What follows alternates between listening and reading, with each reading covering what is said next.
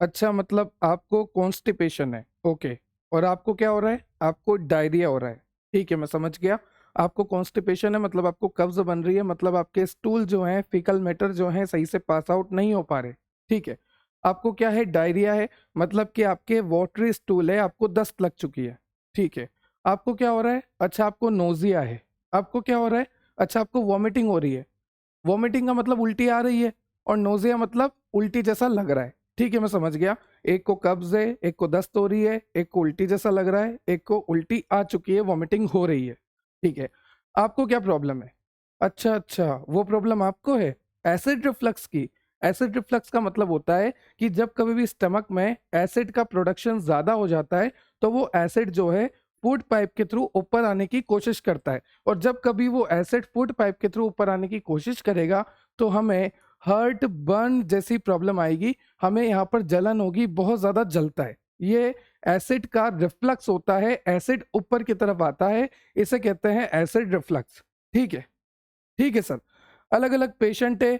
मान लीजिए किसी को कॉन्स्टिपेशन है, किसी को एसिड रिफ्लक्स है। जैसा कि आप देख सकते हैं, एसिड जो है ऊपर की तरफ आ रहा है, यहां तक प्रॉब्लम आ रही है। किसी को वॉमिटिंग हो रखी है, किसी को डायरिया हो रखा है, किसी को कॉन्स्टिपेशन हो रखा है। अलग अलग तरह की प्रॉब्लम आपके सामने मैंने दिखा रखी है। तो ये सारी प्रॉब्लम जो है, जीआईटी की प्रॉब्लम है, गैस्ट्रो इंटेस्टाइनल की प्रॉब्लम है। हमारा जो जीआईटी पाथवे है, हमारा जो डाइजेस्टिव ट्रैक्ट है, उसकी सारी प्रॉब्लम है। चाहे कॉन्स्टिपेशन है, चाहे आपका एसिड रिफ्लक्स है, चाहे आपका नोजिया है, वॉमिटिंग है, डायरिया है, कोई भी प्रॉब्लम हो रही है। इनडाइजेशन की भी अगर आपको प्रॉब्लम हो रही है, इनडाइजेशन का मतलब होता है खाना सही से नहीं पचना। अगर आपको इनडाइजेशन भी है, तो ये सारी ही प्रॉब्लम, इनडाइजेशन हो गया, एसिड रिफ्लक्स हो गया, नोजिया हो गया, कॉन्स्टिपेशन हो गया, डायरिया हो गया, है ना, वॉमिटिंग हो गया, ये सारी प्रॉब्लम आपकी जीआईटी की प्रॉब्लम है। कहाँ की प्रॉब्लम है? जीआईटी की प्रॉब्लम है, गैस्ट्रो इंटेस्टाइनल ट्रैक्ट की प्रॉब्लम है। ठीक है सर। अभी क्या करें? अभी हमें इन सारी प्रॉब्लम्स को सही करना पड़ेगा। और इन सारी प्रॉब्लम्स को सही करने के लिए जो दवाई दी जाती है, जो मेडिकेशन दिया जाता है, जो डोज दिया जाता है, उसे कहते हैं गैस्ट्रो इंटेस्टाइनल एजेंट्स। मतलब कि ऐसे मेडिकेशन, ऐसी दवाइयाँ, ऐसे मेडिकेशन, ऐसे डोजेस फॉर्म जो कि आपके जीआईटी के प्रॉब्लम को सही करे, गैस्ट्रो इंटेस्टाइनल इशू को सही करे। और गैस्ट्रो इंटेस्टाइनल इशू कितने तरह से हो सकते हैं? Constipation, acid reflux, diarrhoea, vomiting, nausea, indigestion जैसी बीमारियां, प्रॉब्लम जो हैं, ये सारी आपकी जीआई ट्रैक्ट की प्रॉब्लम है। और इनको सही करने के लिए जो दवाई हम देते हैं, जो मेडिकेशन हम देते हैं, जो सब्सटेंस हम देते हैं, और वी कैन से जो डोजेस फॉर्म हम देते हैं, उन्हें कहते हैं गैस्ट्रो इंटेस्टाइनल एजेंट। तो ये ऐसे मेडिकेशन होते हैं, ऐसे सब्सटेंस होते हैं, ऐसे डोजेस फॉर्म होते हैं, जो कि हमारे जीआईटी के प्रॉब्लम को, जीआईटी के इशू को सही करते हैं, ट्रीट करते हैं, क्योर करते हैं। क्लियर हो गया? तो आज हमने स्टार्ट किया है B pharmacy first semester pharmaceutical inorganic chemistry, unit number 3, lecture number 1। मैं आपको सिलेबस दिखा देता हूं। देखिए, गैस्ट्रो इंटेस्टाइनल एजेंट, ये मैंने आपको बता दिया। गैस्ट्रो इंटेस्टाइनल एजेंट क्या होते हैं? ऐसे एजेंट, ऐसे मेडिकेशन, ऐसे डोजेस फॉर्म जो जीआई की प्रॉब्लम को सही करे, गैस्ट्रो इंटेस्टाइनल ट्रैक्ट की प्रॉब्लम को सही करे। उसके बाद हमें पढ़ना है यहाँ पर एसिडिफायर। उसके बाद हम पढ़ेंगे एंटा एसिड।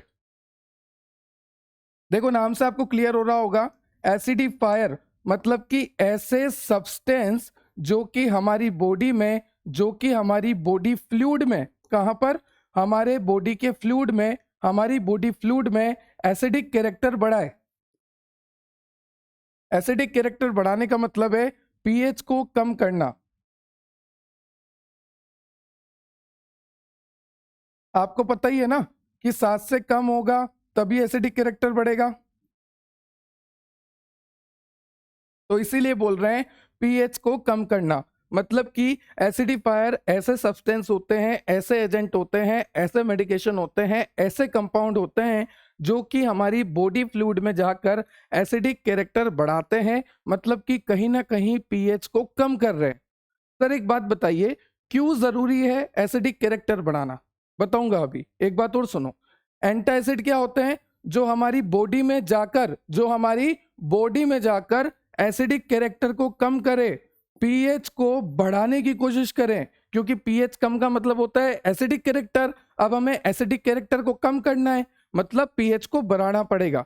ठीक है, तो ऐसे एजेंट जो हमारी बॉडी में जाके हमारे बॉडी फ्लूइड में एसिडिक कैरेक्टर को कम करें, पीएच को बढ़ाएं, उन्हें कहते हैं एंटासिड। ठीक है सर, एसिडिफायर क्या होते हैं, एंटासिड क्या होते हैं, ये तो हमें क्लियर हो गया। पर ये बताइए कि इनकी जरूरत पड़ क्यों रही है? तो ध्यान से देखना, इरेजर बड़ा कर लेते हैं थोड़ा। ठीक है, अभी हमें ये देखना है कि ये एसिडिफायर और ये जो एंटासिड है इनकी जरूरत क्यों पड़ रही है, क्योंकि हमें ये तो पता लग गया कि क्या होते हैं। एसिडिफायर वो होते हैं जो बॉडी फ्लूइड की एसिडिक कैरेक्टर बढ़ाएं, और एंटासिड वो होते हैं जो बॉडी फ्लूइड में जाकर बेसिक कैरेक्टर बढ़ाएं, एसिडिक कैरेक्टर को कम करें। तो एसिडिफायर कब दी जाती है? मान लीजिए आपको किसी ड्रग का एब्जॉर्प्शन कराना है, कोई ड्रग है जो एसिडिक मीडियम में ही एब्जॉर्ब होगी, तो उस कंडीशन में एसिडिफायर दिया जाता है। कब? जब ड्रग का एब्जॉर्प्शन बढ़ाना हो, या फिर आपको किसी ड्रग का एक्सक्रीशन बढ़ाना है, किसी ड्रग का एलिमिनेशन बढ़ाना है। मतलब कि जैसे मान लीजिए आपने दवाई खा ली, ये दवाई है, ये मैंने खा ली, और दवाई खाने के बाद इसने अपना असर भी कर दिया, तो जो बची हुई दवाई है उसको लीवर मेटाबोलाइज करके, किडनी जो है फिल्टर करके बॉडी से निकालेगी। ठीक है, तो बॉडी से निकालने के लिए, मान लीजिए इस ड्रग को बॉडी से निकालने के लिए हमें एसिडिक कैरेक्टर चाहिए यूरिन का, तो इसलिए हम एसिडिफायर का यूज करते हैं ताकि हम एसिडिक कैरेक्टर दे सकें। तो एसिडिफायर का मतलब सीधा सा है, जो कि हमारे बॉडी फ्लूइड का एसिडिक कैरेक्टर बढ़ाए, पीएच को कम करे। और क्यों दिया जाता है ये? ताकि ड्रग का एब्जॉर्प्शन ज्यादा हो। किसका ज्यादा हो? ड्रग का एब्जॉर्प्शन ज्यादा हो। ड्रग का एलिमिनेशन बढ़ाने के लिए भी, मान लीजिए कोई ड्रग है जिसको एलिमिनेट करना है, तो ड्रग का एलिमिनेशन बढ़ाने के लिए भी इसको दिया जाता है।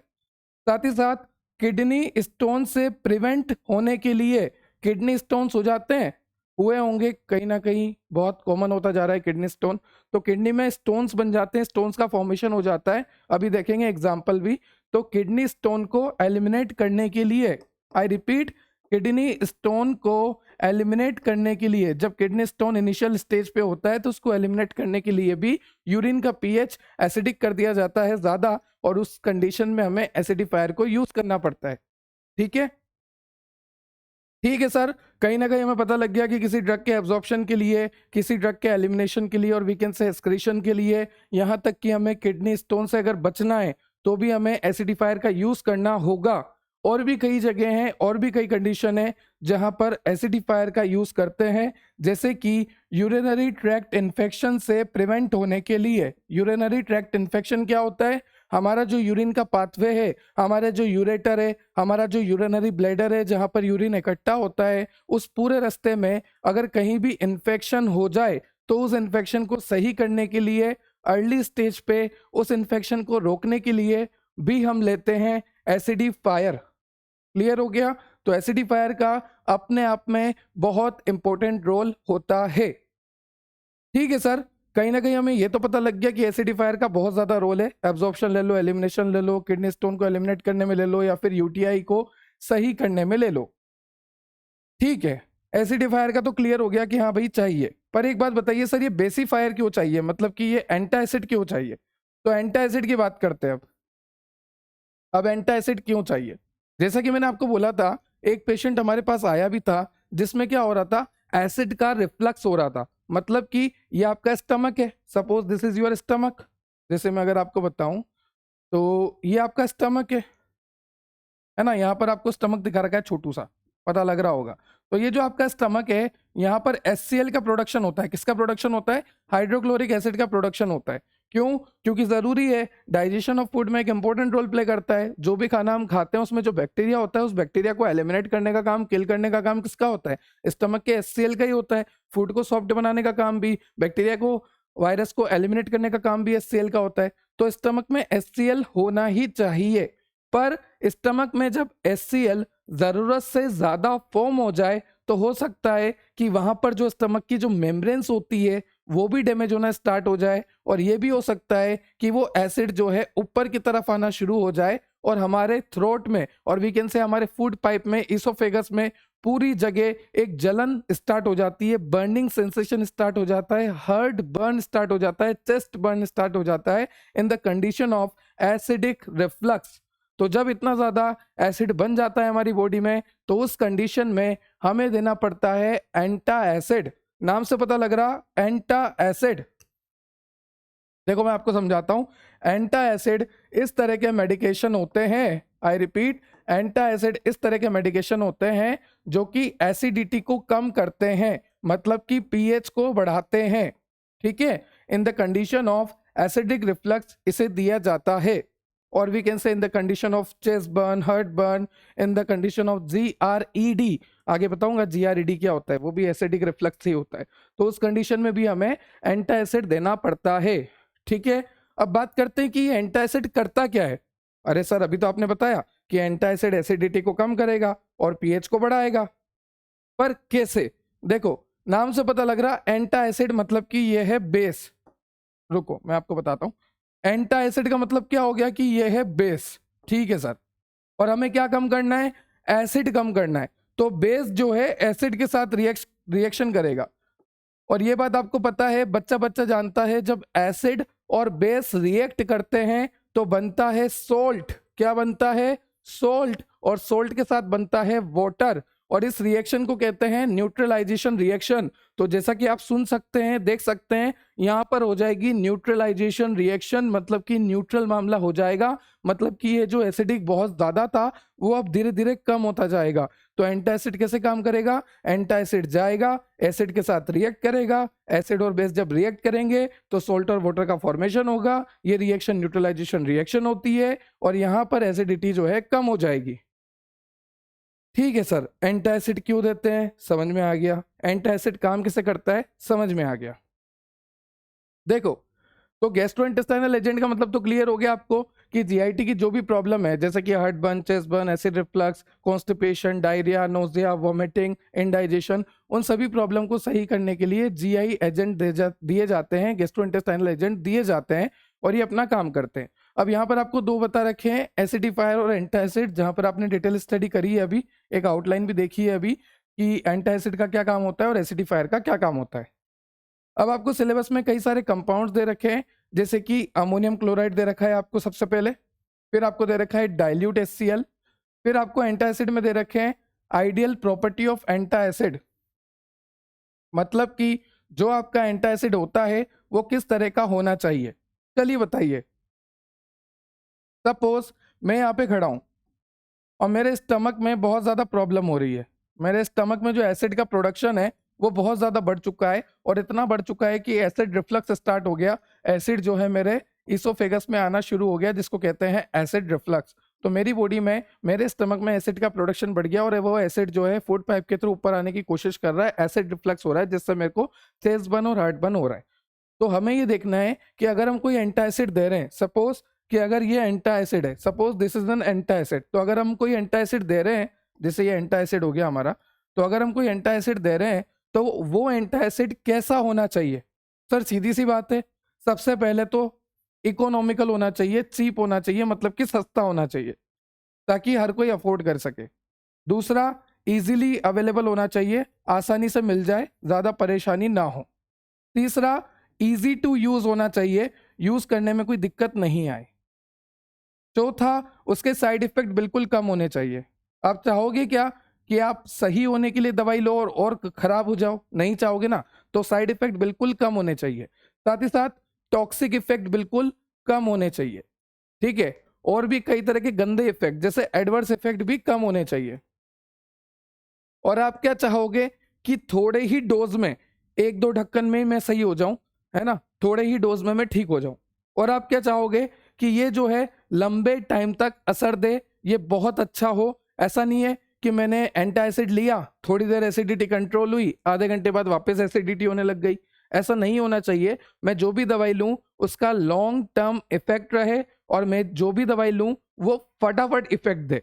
तो दो बातें हैं यहाँ पर। फटाफट इफेक्ट देने का मतलब है कि उसका ऑनसेट ऑफ एक्शन अच्छा होना चाहिए, और लॉन्ग टर्म इफेक्ट का मतलब है कि लंबे टाइम तक वो राहत प्रोवाइड करे आपको।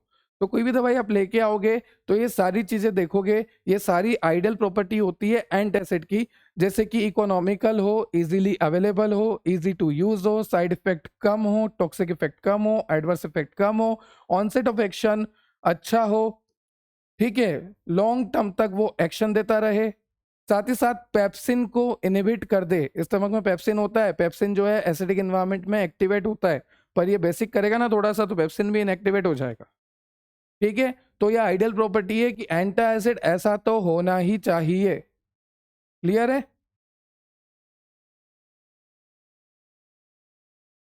चलिए, तो ये बात भी हमें क्लियर हो गई। नेक्स्ट चलते हैं हम कॉम्बिनेशन ऑफ एंटा एसिड पे।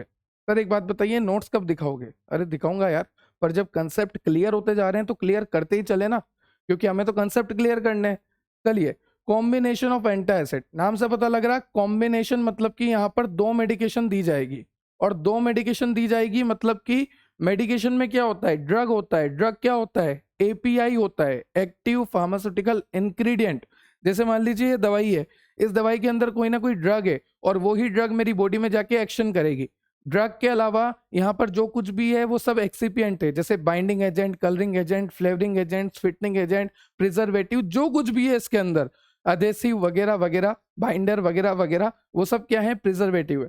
पर इसके अंदर जो ड्रग है वो फार्माकोलॉजिकल एक्टिव होती है, वो ही मेरी बॉडी में जाके एक्शन शो करेगी। ये सब आपने फार्मास्यूटिक्स में भी पढ़ा है, मैंने ही पढ़ाया है, ठीक है। तो मतलब मैं ये कहना चाहता हूं कि हम दो दवाई ले रहे हैं, ये दवाई ए हो गई और ये दवाई बी हो गई। तो दो दवाई को एक साथ लिया जाता है ताकि असर बहुत अच्छा आए, तो उसे कहते हैं कॉम्बिनेशन में एंटा एसिड देना। इसको भी हम देखेंगे, ठीक है। तो acidifier, antacid, ideal property of antacid, combination of antacid and gastrointestinal agent. उसके बाद आपको यहाँ पर कंपाउंड्स दे रखे हैं, जैसे एसिडिफायर के अंदर अमोनियम क्लोराइड है, डाइल्यूट HCl है। अब एक बात और, सिलेबस के स्टार्टिंग में भी मैंने आपको बताया था कि जिस किसी के ऊपर भी स्टार लगा है मतलब कि उसका आपको ऐसे भी देखना है, ठीक है। इसका सीधा सा मतलब होता है, सपोज ये आपके पास एक सैंपल है ना। अब मुझे पता करना है कि इस सैंपल में कितना अमोनियम क्लोराइड है, कितना NH4Cl है, कितना अमोनियम क्लोराइड है, वो मुझे पता करना है। तो उसी को कहेंगे ऐसे। तो हम यहाँ पर करने वाले हैं अमोनियम क्लोराइड का ऐसे, मतलब कि हमारे पास जो सैंपल रहेगा उसमें हम पता करेंगे कि कितनी क्वांटिटी यहाँ पर अमोनियम क्लोराइड की प्रेजेंट है। उसके बाद डाइल्यूट HCl को देखेंगे। अब यहाँ पर जो भी कंपाउंड आपको दे रखे हैं उसका हमें क्या देखना है? Synonym, formula, boiling point, melting point, physical property, chemical property, uses, ठीक है। वैसे ही अमोनियम क्लोराइड का देखेंगे, बस अमोनियम क्लोराइड पे स्टार है तो इसका ऐसे भी अलग से देखेंगे। उसके बाद आपको दे रखा है यहाँ पर सोडियम बाइकार्बोनेट, तो ये जो सोडियम बाइकार्बोनेट है इसके ऊपर भी स्टार है, मतलब इसका भी ऐसे हम देखेंगे। मतलब यहाँ पर हम चेक करेंगे कि हमारा जो सैंपल है उस सैंपल में कितना सोडियम कार्बोनेट, कितना सोडियम बाइकार्बोनेट प्रेजेंट है, वो होता है ऐसे। उसके बाद हम देखेंगे aluminium hydroxide gel, magnesium hydroxide mixture, और उसके बाद आपका एसिडिफायर एंटा एसिड जो है कंप्लीट हो जाएगा, ठीक है। आज मेरा जो डिजिटल बोर्ड है वो थोड़ा सा नाराज है। ठंड लग गई क्या? इतना अटक अटक के चल रहा है बेचारा। चलिए आगे चलेंगे। अभी ये तो क्लियर हो गया पेज है ना, आगे चलते हैं। एसिडिफायर की बात करें तो मैंने आपको बोल ही दिया कि ऐसे सब्सटेंस, ऐसे एजेंट, ऐसे मेडिकेशन, ऐसा डोजेस फॉर्म, कुछ भी बोल लीजिए, ऐसा डोजेस फॉर्म, ऐसा मेडिकेशन, ऐसा एजेंट, ऐसे सब्सटेंस जो कि पीएच को कम कर दे, हमारी बॉडी फ्लूइड में जाके पीएच को कम कर दे, मतलब कि एसिडिक कैरेक्टर को बढ़ा दे, उसे कहेंगे एसिडिफायर। क्लियर? अब यहाँ पर एसिड क्या होता है ये बात बताइए। तो सर एसिड को तो कई तरह से एक्सप्लेन कर सकते हैं, according to Arrhenius theory, according to Bronsted Lowry theory, अलग अलग तरह से एसिड को हम एक्सप्लेन कर सकते हैं। एसिड वो होता है जो H+ डोनेट करे, H+ रिलीज करे, और जो जितना ज्यादा एसिडिक होगा वो कैसे पता लगेगा कि कोई कितना ज्यादा एसिडिक है? उसके H+ डोनेट करने की एबिलिटी से। जो जितनी जल्दी H+ देगा वो उतना ज्यादा ही एसिडिक होता है, अकॉर्डिंग टू आरेनियस थ्योरी। तो यहाँ पर भी वही लिखा है कि एसिडिफायर क्या होते हैं? ऐसे सब्सटेंस होते हैं जो कि H+ को रिलीज करे। जैसे अगर मैं एग्जांपल दूं आपको अमोनियम क्लोराइड का, ठीक है, तो अमोनियम क्लोराइड का एग्जांपल दूं, ये किसके अंदर आता है? एसिडिफायर के अंदर आता है। तो अमोनियम क्लोराइड मतलब कि NH4Cl, ठीक है। जब इसको हम पानी में डालेंगे, तो ये ब्रेक डाउन होगा NH4 plus plus Cl minus, मतलब कि ये टूट जाएगा। NH4Cl पानी में जाते ही, एक सुटेबल सॉल्वेंट में जाते ही ये आयंस की फॉर्म में कन्वर्ट हो जाएगा, NH4 प्लस और Cl माइनस बन जाएगा। अब यहाँ से जो है H प्लस रिलीज होगा। क्या रिलीज होगा? H प्लस रिलीज होगा। और आप देख सकते हैं अमोनियम क्लोराइड कहीं ना कहीं फर्दर जाके H प्लस रिलीज कर ही रहा है।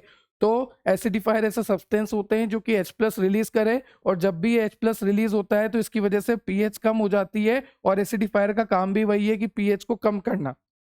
ठीक है, चलिए अब देखिए हमें यहाँ पर एसिडिफायर का क्यों मदद लेना पड़ता है, क्योंकि हमें एसिडिक एनवायरनमेंट क्रिएट करना है हमारे बॉडी फ्लूइड का, या फिर हमें किसी ड्रग के एब्जॉर्प्शन में हेल्प चाहिए। मैंने आपको बोला ना कि ड्रग का एब्जॉर्प्शन कराना हो, ड्रग का एलिमिनेशन कराना हो, या फिर यूटीआई के इन्फेक्शन को सही करना है, या फिर आपको यूरिनरी ट्रैक्ट इन्फेक्शन हो गया, एब्जॉर्प्शन हो गया, एलिमिनेशन हो गया। एक पॉइंट और मैंने बताया था आपको कि एब्जॉर्प्शन करवाना हो, एलिमिनेशन कराना हो, यूटीआई और किडनी स्टोन। किडनी स्टोन के लिए भी मैंने आपको बताया था कि अगर आपको किडनी स्टोन से प्रिवेंट होना है तो भी आपको इसका यूज लेना पड़ेगा एसिडिफायर का। चलिए अब कॉमन एसिडिफायर की बात करें तो हमने अमोनियम क्लोराइड देखा, अमोनियम क्लोराइड का एग्जांपल भी देखा, NH4Cl, है ना, वही अमोनियम क्लोराइड है ये। इसको डिसोसिएट हो गया NH4 प्लस Cl माइनस में, और इससे H प्लस रिलीज हो गया in the presence of water. Clear हो गया, ये बात मैंने आपको बता दी। और भी आपको कॉमन एसिडिफायर दे रखे हैं, जैसे कि सिट्रिक एसिड भी एग्जाम्पल हो गया एसिडिफायर का, एस्कॉर्बिक एसिड जिसको बोलते हैं विटामिन सी, वो भी एग्जाम्पल हो गया। विटामिन बोल लीजिए या विटामिन बोल लीजिए, अलग अलग एसेंट होता है अपना अपना। उसके बाद एसिडिक एसिड हो गया, और हाइड्रोक्लोरिक एसिड जो कि आपको सिलेबस में दे रखा है, वो भी एक कॉमन एसिडिफायर में आप लिख सकते हैं एग्जाम्पल में। उसके बाद वही एग्जाम्पल आपको दे रखा है अमोनियम क्लोराइड वाला, वो मैंने आपको बता दिया। चलिए आगे चलते हैं। नेक्स्ट आपको दे रखा है इसके यूजेस, कि जो एसिडिफायर है उसका यूज क्या है। तो ये सब मैंने आपको पहले ही बता दिए कि यूरिन को एसिडिफाई करना होता है, ठीक है, ताकि हम किडनी स्टोन से बच सकें। देखो किडनी में स्टोन्स हो जाते हैं कैल्शियम फॉस्फेट के, ये आपकी किडनी है, इसमें ये कैल्शियम फॉस्फेट डिपॉजिट होना स्टार्ट हो जाता है, इसी को बोलते हैं किडनी स्टोन। तो इससे बचने के लिए हमें क्या करना पड़ता है, यूरिन का पीएच जो है थोड़ा सा एसिडिक करना होता है, क्योंकि बेसिक पीएच पे ये किडनी स्टोन फॉर्मेशन के चांसेस ज्यादा होते हैं। ठीक है, फिर मैंने आपको बोला कि यूटीआई, यूरिनरी ट्रैक्ट इन्फेक्शन को सही करने में भी एसिडिफायर देते हैं। अब ध्यान से सुनना, जैसे मान लीजिए ड्रग है, ड्रग का नाम है मेथेनामाइन। क्या नाम है? मेथेनामाइन। ठीक है, ये ड्रग जो है ये यूरिनरी ट्रैक्ट इन्फेक्शन को सही करती है, यूटीआई को सही करती है। ठीक है सर, आपने बोला कि अगर किसी पेशेंट को यूटीआई है, यूरिनरी ट्रैक्ट इन्फेक्शन है, या तो उसके यूरेटर खराब है, यूरिनरी ब्लैडर खराब है, उसके यूटीआई की पाथवे में कोई भी दिक्कत है, ठीक है। अब हमें क्या करना है, उसको सही करने के लिए ड्रग देनी पड़ेगी। ड्रग का नाम है मिथामाइन। तो मिथामाइन जब हम देंगे तो ये मिथामाइन काम कैसे करेगी, उस यूटीआई को सही करेगी। पर इस मिथामाइन को काम करने के लिए एसिडिक इन्वायरमेंट चाहिए होगा, इसलिए हमें देना पड़ता है एसिडिफायर। तो एसिडिफायर से ये ड्रग जो है जल्दी काम करेगी, और ड्रग जल्दी काम करेगी मतलब यूटीआई जल्दी सही होगा। ठीक है, उसके बाद है आपका इंक्रीज सोल्यूबिलिटी ऑफ ड्रग। देखो ये ड्रग की सोल्यूबिलिटी भी बढ़ाती है, ड्रग का एब्जॉर्प्शन भी बढ़ाती है, ड्रग का एलिमिनेशन भी बढ़ाती है, ड्रग का एक्शन भी बढ़ाती है, यहाँ तक कि किडनी स्टोन के चांसेस भी कम करती है, यूटीआई को भी सही करती है। अलग अलग ड्रग के लिए अलग अलग तरह से ये काम करती है। ठीक है, क्योंकि जब ड्रग्स जो है जल्दी सोल्यूबल होगी तो जल्दी सोल्यूबल होगी, जल्दी एब्जॉर्ब होगी, और जल्दी एब्जॉर्ब होगी तो जल्दी एक्शन देगी और जल्दी पेशेंट को सही करेगी। क्लियर हुआ आपको?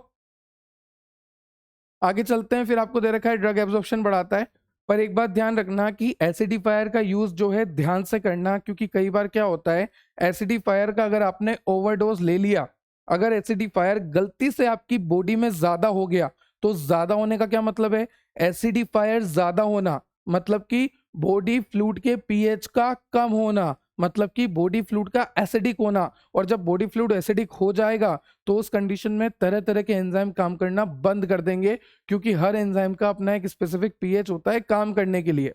और अगर इसका ओवरडोज कंटिन्यू रहा तो आपको इलेक्ट्रोलाइट इम्बैलेंस हो सकता है, आपको बॉडी में एसिड बेस इम्बैलेंस हो सकता है, आपको हाइपोकैलेमिया की कंडीशन आ सकती है, पोटेशियम की कमी हो सकती है, इसको बोलते हैं हाइपोकैलेमिया। उसके बाद हाइपर एमोनेमिया हो सकता है, अमोनिया की कंसंट्रेशन बढ़ सकती है। तो ये बात ध्यान रखना, जब कभी भी एसिडिफायर का ओवरडोज हो जाता है, ओवर यूज हो जाता है, तो ओवरडोज ओवर यूज की वजह से आपको क्या क्या देखने को मिल सकता है, आपकी बॉडी में इलेक्ट्रोलाइट इम्बैलेंस देखने को मिल सकता है, एसिड बेस का इम्बैलेंस हो सकता है, हाइपोकैलेमिया हो सकता है और हाइपर एमोनेमिया हो सकता है। क्लियर? चलिए, नेक्स्ट आपको दे रखा है अमोनियम क्लोराइड के बारे में। तो चाहे जितने भी कंपाउंड हो, मैंने आपको बता दिया कि आपको क्या क्या देखना है, मॉलिक्यूलर फॉर्मूला देखना है, मॉलिक्यूलर वेट देखना है, सिनोनिम देखना है, मेल्टिंग पॉइंट देखना है, बॉइलिंग पॉइंट देखना है, फिजिकल प्रॉपर्टी देखनी है, केमिकल प्रॉपर्टी देखनी है और साथ ही साथ उसके यूजेस देखने हैं, बस। चलिए, अब अमोनियम क्लोराइड को तो आपको ऐसे भी देखना है क्योंकि इसके ऊपर स्टार लगा हुआ था शुरू में सिलेबस में, है ना। तो अमोनियम क्लोराइड की बात करूं, मॉलिक्यूलर फॉर्मूला होता है NH4Cl। इसको तो हमने डिसोसिएट करके भी देखा है, NH4 प्लस और Cl माइनस और फिर इससे H प्लस यहाँ से निकलेगा, ठीक है। मॉलिक्यूलर वेट होता है इसका 53.49 ग्राम पर मोल। सिनोनिम है इसका ammonium salt, hydrogen chloride ammonium, ठीक है। फिर मेल्टिंग पॉइंट की बात करें 338 डिग्री सेल्सियस। बॉइलिंग पॉइंट की बात करें, जब इसको हम बॉईल करने जाते हैं तो इसका बॉइलिंग पॉइंट आ ही नहीं पाता। क्यों सर, ऐसा क्यों होता है? क्योंकि जब हम इसको बॉईल करते हैं तो ये बॉईल होने से पहले ही डिकम्पोज हो जाता है। आई रिपीट, इसको बॉईल करने की कोशिश जब हम करते हैं तो ये बॉईल होने से पहले ही डिकम्पोज हो जाता है और ये कन्वर्ट हो जाता है NH3 अमोनिया गैस फॉर्म में और HCl यहाँ पर रिलीज हो जाता है। ये कितने टेम्परेचर पे होता है? अप्रोक्स 520 या उससे कम पर भी ये हो जाता है। NH4Cl जो है डिकम्पोज हो जाता है बॉईल होने से पहले ही। किस में डिकम्पोज होगा? अमोनिया गैस बनेगी और हाइड्रोक्लोरिक एसिड जो है यहाँ पर रिलीज होगा। तो ये आपका मॉलिक्यूलर फॉर्मूला हो गया, ये आपका मॉलिक्यूलर वेट हो गया, ये आपके सिनोनिम हो गए, ये आपका मेल्टिंग पॉइंट हो गया, ये आपका बॉइलिंग पॉइंट हो गया। उसके बाद फिर आपको दे रखा है मेथड ऑफ प्रिपरेशन कि ये जो NH4Cl है ये बनता कैसे है। तो NH4Cl बहुत इजी है बनाना। अमोनिया ले लो, अमोनिया के साथ हाइड्रोक्लोरिक एसिड ले लो, ये आपका बन जाएगा NH4Cl। That's it. उसके बाद आगे चलते हैं, फिर आपको फिजिकल एंड केमिकल प्रॉपर्टी के बारे में बताया रखा है कि अपीयरेंस कैसा है इसका। वाइट एक क्रिस्टलाइन सॉलिड है, डेंसिटी इसकी 1.527 ग्राम पर सेंटीमीटर क्यूब होती है, solubility highly soluble in water. Order की बात करूं, ऑर्डरलेस होती है। हाइग्रोस्कोपिक का मतलब होता है कि ये जो आपका NH4Cl है ना, ये NH4Cl जब मॉइस्चर की प्रेजेंस में होगा तो मॉइस्चर को एब्जॉर्ब कर लेता है, तो this is hygroscopic in nature.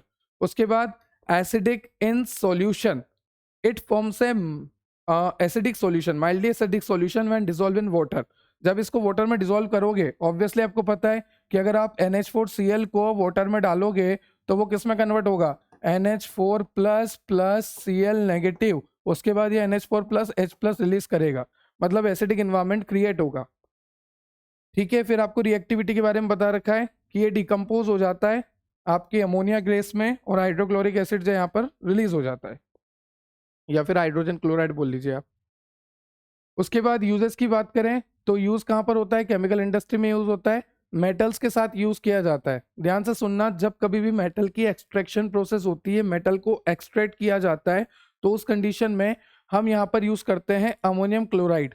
क्यों यूज करते हैं? क्योंकि ये फ्लक्स की तरह काम आता है। फ्लक्स का मतलब अमोनियम क्लोराइड एक फ्लक्स की तरह काम आता है केमिकल इंडस्ट्री में। फ्लक्स का मतलब क्या होता है कि ऐसा सब्सटेंस जो कि ऐड किया जाता है ताकि इम्प्योरिटी रिमूव हो। जैसे सपोज मान लीजिए मैं मेटल को एक्सट्रैक्ट कर रहा हूं, तो जब मैं मेटल को एक्सट्रैक्ट करूंगा तो उस कंडीशन में मैं अमोनियम क्लोराइड को ऐड करूंगा एज ए फ्लक्स। क्योंकि फ्लक्स क्या करते हैं कि जैसे मान लीजिए मैं मेटल को एक्सट्रैक्ट कर रहा हूं, तो एक्सट्रैक्शन की जो प्रोसेस होती है उसमें जो इम्प्योरिटी होती है, उस इम्प्योरिटी को हटाने के लिए अमोनियम क्लोराइड का यूज किया जाता है। एग्रीकल्चर में भी यूज करते हैं, क्योंकि नाम से पता लग रहा अमोनियम क्लोराइड मतलब यहाँ पर कहीं ना कहीं नाइट्रोजन तो है ही। तो अगर आपको नाइट्रोजन चाहिए तो आप एग्रीकल्चर में इसको यूज कर सकते हो as a nitrogen source in fertiliser. उसके बाद फार्मास्यूटिकल्स में यूज कर सकते हो, जैसे कि आपका स्पूटम को रिमूव करने के लिए, ये जो कफ है स्पूटम है, इसको रिमूव करने के लिए, ठीक है। उसके बाद आप नेक्स्ट दे रखा है आपको in food industry as a leavening agent. ये आपने सुना होगा लेवनिंग एजेंट, लिवेनिंग एजेंट। नहीं सुना तो इसको बोलते हैं राइजिंग एजेंट। जब कभी भी मास फॉर्म होता है, डॉफ फॉर्म होता है, तो गैसेस रिक्वायर्ड होती है केक्स वगैरह में, बेकर्स में, है ना, ईस्ट की तरह एक फुलाने के लिए, जो केक फूलते हैं ना, फुलाने के लिए, इसको कहते हैं राइजिंग एजेंट। वहां पे काम होता है। टेक्सटाइल इंडस्ट्री में काम आता है डाई करने में, प्रिंटिंग फैब्रिक्स में काम आता है। तो अमोनियम क्लोराइड के बहुत सारे यूजेस हो गए। तो अमोनियम क्लोराइड का जो हमने देखा यूजेस, उससे पहले हमने देखा फिजिकल एंड केमिकल प्रॉपर्टी, उससे पहले देखा मेथड ऑफ प्रिपरेशन, उससे पहले देखा molecular formula, molecular weight, synonym, melting point, boiling point. ऐसे ही आपको सारे कंपाउंड के देखने हैं, ठीक है। बस एक बात ध्यान रखना कि अमोनियम क्लोराइड पे स्टार लगा है, मतलब इसका हम क्या देखने वाले हैं, ऐसे देखने वाले हैं। और ऐसे का सीधा सा मतलब होता है कि हमें एक सैंपल में पता करना है कि कितना अमोनियम क्लोराइड है। सपोज ये सैंपल हमारे पास दे रखा है और हमें पूछा है कि इसमें कितना अमोनियम क्लोराइड है, कितना इसमें NH4Cl है। तो उसको पता करने के लिए हम क्या करेंगे, सबसे पहले हमारे सैंपल को, मतलब कि हमारे अमोनियम क्लोराइड का जो सैंपल है उसको वे करेंगे। ये जो सैंपल है अमोनियम क्लोराइड का, जो सैंपल है इसको वे कर लिया, इतना ग्राम है सर, ठीक है। अब ये जो सैंपल है, इस सैंपल को पानी में डाल दो, ठीक है सर। सैंपल को वे किया, सैंपल को पानी में डाल दिया, उसके बाद उसको treat it with neutral SCHO solution, जो न्यूट्रल फॉर्मेल्डिहाइड का सॉल्यूशन है उससे ट्रीट करवा दो। ठीक है सर, आपने क्या बोला हम समझ रहे हैं धीरे धीरे। सबसे पहले आपने सैंपल लिया, सैंपल को वे किया, वे करने के बाद उसको पानी में डाल दिया, पानी में डालने के बाद वहां पर उस पानी को आपने ट्रीट कराया न्यूट्रल फॉर्मेल्डिहाइड सॉल्यूशन से।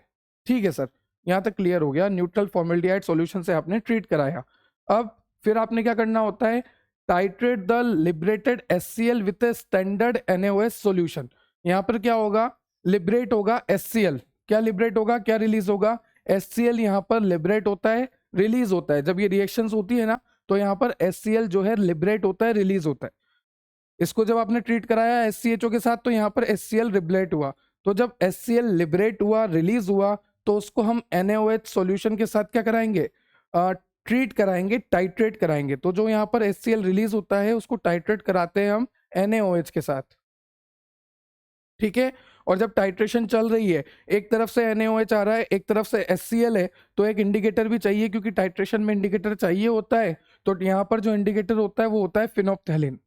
तो जैसे जैसे NaOH डाले जाएंगे, HCl के साथ रिएक्ट होता जाएगा, ठीक है। पर एक पॉइंट ऐसा आएगा जब HCl बिल्कुल खत्म हो जाएगा और इंडिकेटर पे वो NaOH गिरेगा, तो फाइनली एंड पॉइंट आ जाएगा और वहां पर हम परसेंटेज प्योरिटी कैलकुलेट कर सकते हैं, चेक कर सकते हैं।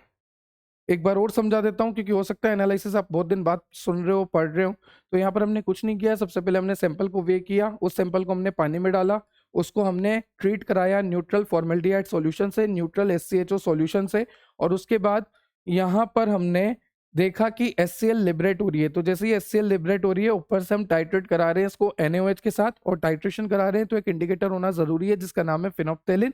फिनोप्थेलिन जो है कलर चेंज करेगा जब रिएक्शन खत्म होने वाली होगी। रिएक्शन खत्म होने को हम कहते हैं एंड पॉइंट आने वाला है। तो हम देख लेंगे कि जैसे ही एंड पॉइंट आएगा, मतलब कि कलर चेंज हो जाएगा, फिनोप्थेलिन जो है पिंक कलर शो करने लगेगा एंड पॉइंट पे, ठीक है। जैसे ही कलर चेंज होगा, हम चेक कर लेंगे कि हमने कितना NaOH डाला, उससे हम कैलकुलेट कर लेंगे कि कितना अमोनियम क्लोराइड हो सकता है हमारे सैंपल में। बस इतनी सी बात। और यही सेम प्रोसीजर हम आगे भी करेंगे हमारे एंटासिड के कंपाउंड के लिए, सोडियम बाइकार्बोनेट के लिए। उसके बाद ये डाइल्यूट HCl है, ये भी एसिडिफायर है। तो इसमें भी आपको molecular formula, molecular weight, synonym, melting point, boiling point और आपकी मेथड ऑफ प्रिपरेशन, जो कि बहुत ईजी है। जैसे आपने नमक लिया, नमक के साथ H2SO4 लिया, NaCl plus H2SO4। H2SO4 is a sulphuric acid, it is a king of chemical. तो जब ये रिएक्शन करेंगे तो यहाँ पर NaHSO4 बनेगा और HCl रिलीज हो जाएगा, ये बन गया HCl। उसके बाद NaHSO4, उसके साथ नमक ले लिया, तो यहाँ पर बन जाएगा Na2SO4 और यहाँ पर भी HCl निकल गया। तो HCl बनाना बहुत ईजी है। उसके बाद आगे चलते हैं, फिजिकल प्रॉपर्टी दे रखी है HCl की, उसके बाद आपको इसके फिजिकल प्रॉपर्टी में आगे दे रखे हैं, फिर यूजेस दे रखे हैं, ठीक है। फिर आपका एंटासिड स्टार्ट हो गया। तो आपको पता है एंटासिड क्यों दिया जाता है, जब कभी भी आपको एसिडिटी हो जाती है, चेस्ट बर्न होता है, हार्ट बर्न होता है, एसिड रिफ्लक्स होता है, GRADS होता है, उस कंडीशन में आपको एंटासिड दिया जाता है। ये क्या करता है, न्यूट्रल कर देता है एक्सेस स्टमक को, पीएच को बढ़ा के, क्योंकि आपको पता है एंटासिड एक बेस है और हमारे पेट में क्या हो रहा है, एसिडिटी हो रही है।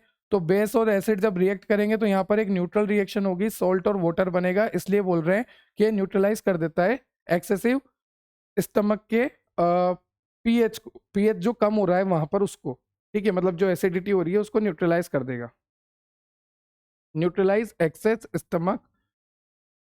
इसको थोड़ा करेक्ट करना यार, न्यूट्रलाइज कर देगा, इतना लिख देना आप, ठीक है। थोड़ी सी इंग्लिश ग्रामर मिस्टेक है बस, और कुछ भी नहीं है।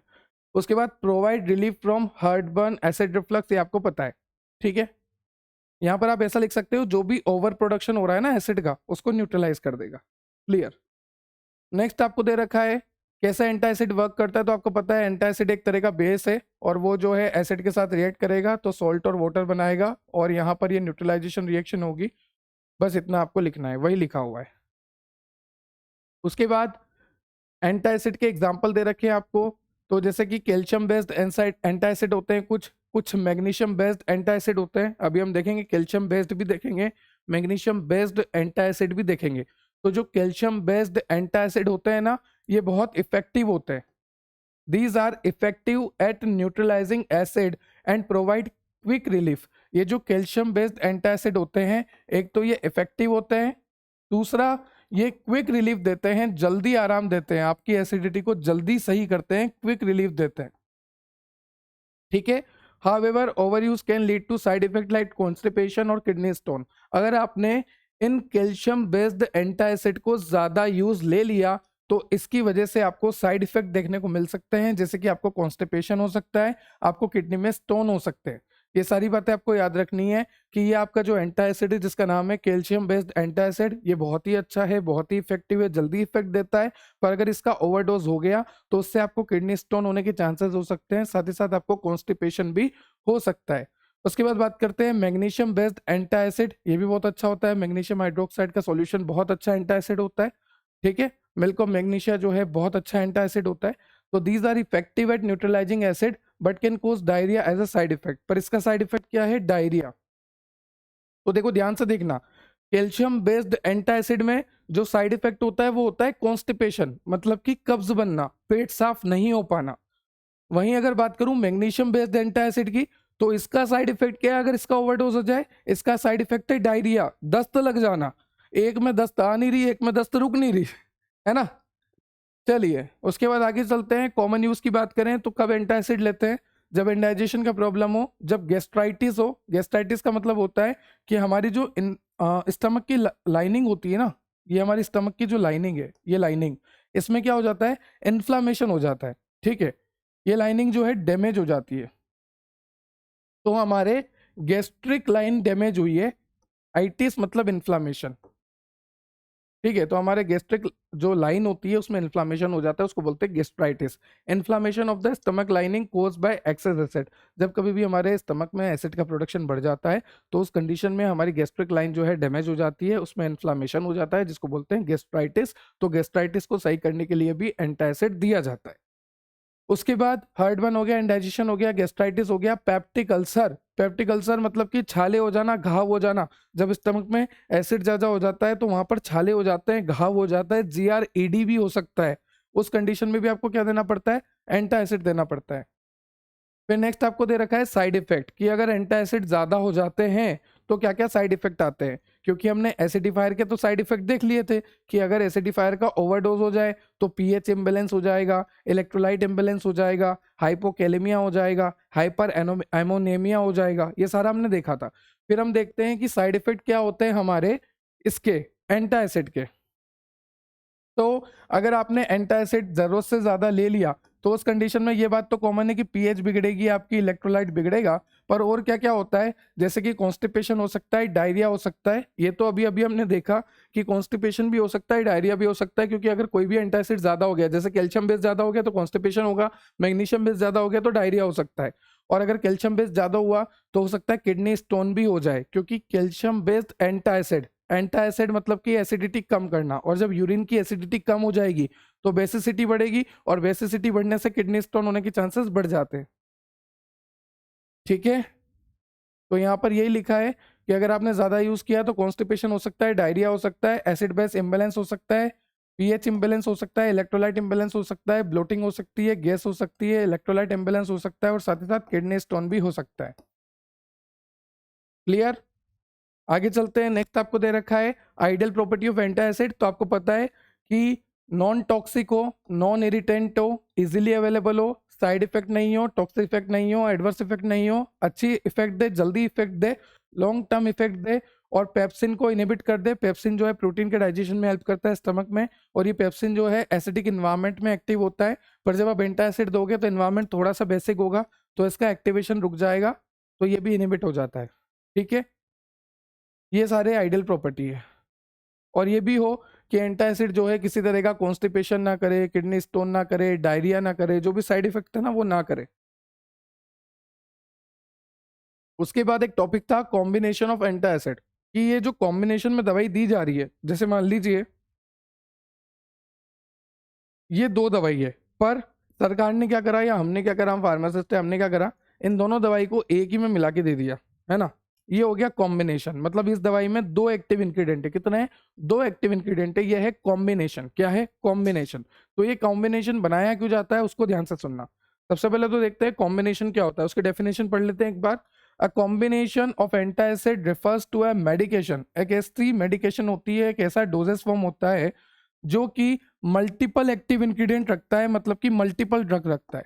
तो अगर आपसे कोई पूछे कि कॉम्बिनेशन का मतलब क्या है, तो मल्टीपल ड्रग रखना, ऐसा मेडिकेशन जो कि मल्टीपल ड्रग रखता है अपने अंदर, उसे बोलते हैं कॉम्बिनेशन। और अगर एंटासिड की बात करें तो एंटासिड में आपको एल्यूमिनियम का, कैल्शियम का, मैग्नीशियम का कॉम्बिनेशन देखने को मिलेगा। हमने देखा ना कैल्शियम और मैग्नीशियम तो होते भी हैं, है ना।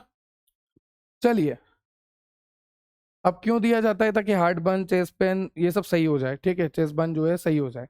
अब कौन कौन से कॉम्बिनेशन हो सकते हैं? जैसे मान लीजिए एल्यूमिनियम हाइड्रोक्साइड है और साथ में हम दे रहे हैं मैग्नीशियम हाइड्रोक्साइड। तो ये जो एल्यूमिनियम हाइड्रोक्साइड होता है ना, ये तो क्या करता है, आपके एसिड को न्यूट्रल करेगा। नाम से पता लग रहा है एंटा एसिड, मतलब कि क्या करेगा, एसिड को न्यूट्रल करने की कोशिश करेगा, न्यूट्रलाइजेशन रिएक्शन करेगा। तो सर जब ये काम कर रहा है तो इसको क्यों दिया जा रहा है, इसको क्यों दिया जा रहा है? तो आप ध्यान से सुनना कि जब ये काम कर रहा है, जब ये एसिड को न्यूट्रल कर रहा है, तो भी हम इसको दे रहे हैं। क्यों? क्योंकि ये कॉन्स्टिपेशन को रोकेगा। जैसे मान लीजिए इस दवाई का असर ज्यादा हो गया, इस दवाई का कंसंट्रेशन ज्यादा हो गया और इसका साइड इफेक्ट है कॉन्स्टिपेशन, तो हमने क्या दे दिया, साथ में एक दवाई ऐसी भी दे दी जो कॉन्स्टिपेशन को रोक दे। अरे वाह सर, ये तो बहुत बढ़िया बात है। मतलब दवाई ले रहे हैं और अगर दवाई ज्यादा भी हो गई और उससे कॉन्स्टिपेशन भी हो गया, तो भी हमारे दवाई के अंदर एक ऐसी चीज और है जो कि कॉन्स्टिपेशन को सही कर देगी। बल्ले बल्ले। तो यहाँ पर वही लिखा है कि एल्यूमिनियम हाइड्रोक्साइड तो क्या करेगा, एसिड को न्यूट्रल करेगा, और साथ ही साथ जो मैग्नीशियम हाइड्रोक्साइड है वो कॉन्स्टिपेशन सही करेगा। क्लियर? उसके बाद आपको दे रखा है कैल्शियम कार्बोनेट और मैग्नीशियम हाइड्रोक्साइड का भी कॉम्बिनेशन होता है। और ये जो कॉम्बिनेशन होता है, जैसे कैल्शियम कार्बोनेट जो है, कैल्शियम कार्बोनेट तो क्या करेगा, स्ट्रॉन्ग एंटा एसिड है, ये तो एसिडिटी को कम करेगा। जबकि मैग्नीशियम हाइड्रोक्साइड जो दिया जाता है वो बैलेंस करता है कॉन्स्टिपेशन को।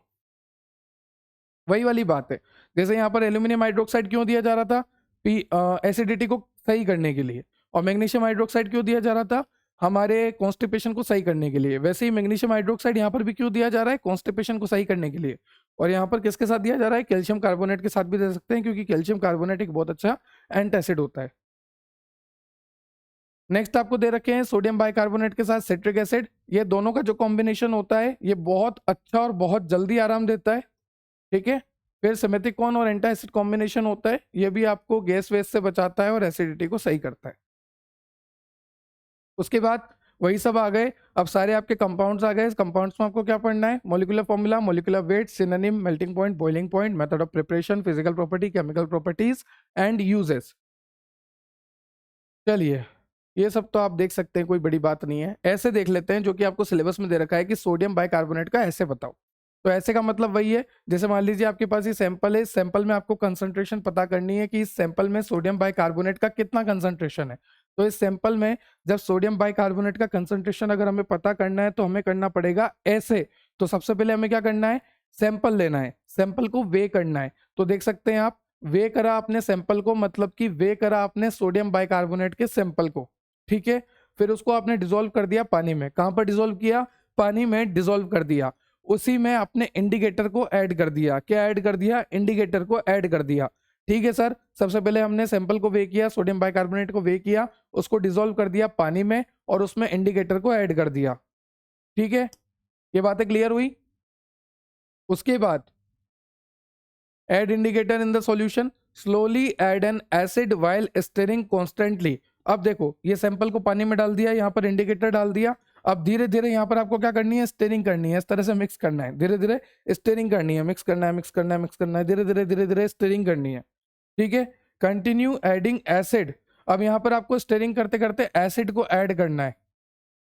किसको ऐड करना है, एसिड को ऐड करना है। और एसिड को स्टेरिंग करते करते करते करते एसिड को ऐड करते जाना है, करते जाना है, करते जाना है।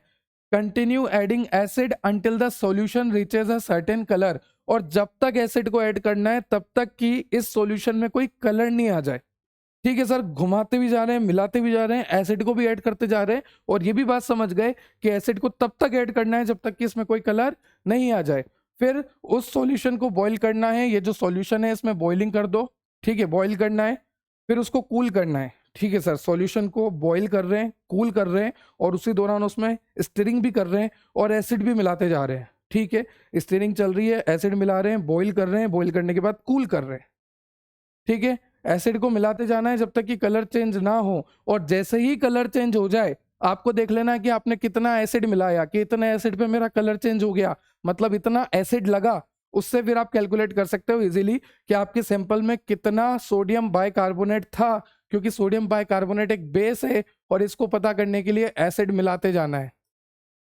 तो जब कभी एसिड डालते जाओगे तो जब ये बेस खत्म हो जाएगा तभी कलर चेंज हो जाएगा, तो हमें पता लग जाएगा कि हमने कितना एसिड ऐड किया। उस कंपैरिजन से हम पता कर सकते हैं कि हमारे सैंपल में कितना सोडियम बाइकार्बोनेट था।